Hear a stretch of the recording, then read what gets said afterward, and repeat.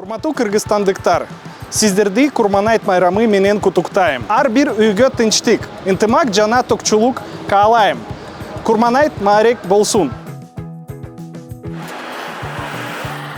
Кактус Медиа на скотном рынке Джантай, чтобы узнать, сколько стоят бараны и как много сегодня здесь людей. Скажу сразу, их очень много, больше, чем в прошлом году.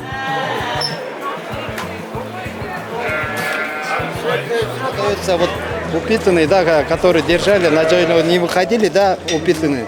От 18 выше, да, которые можно резать на Курбан майрам. А вот которые худые, там, слепые, нельзя, оказывается. Самые дорогие, да, вот такие большие, с 55-60 тысяч, они упитанные и большие. На скотном рынке сегодня сотни людей. Здесь работает убойный цех, где за 1000 сомов можно подготовить животное по всем правилам обряда.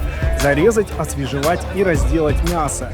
Местные мальчишки могут помочь вам привязать барана или довести до машины за символическую плату.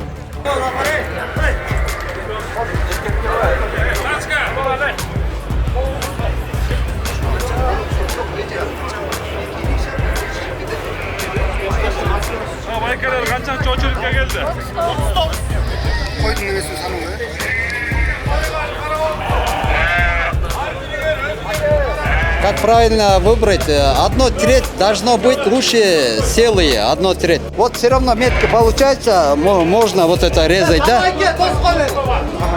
Вот одно треть, вот уши так нельзя, оказывается. А потом слепой, хромой, худой нельзя.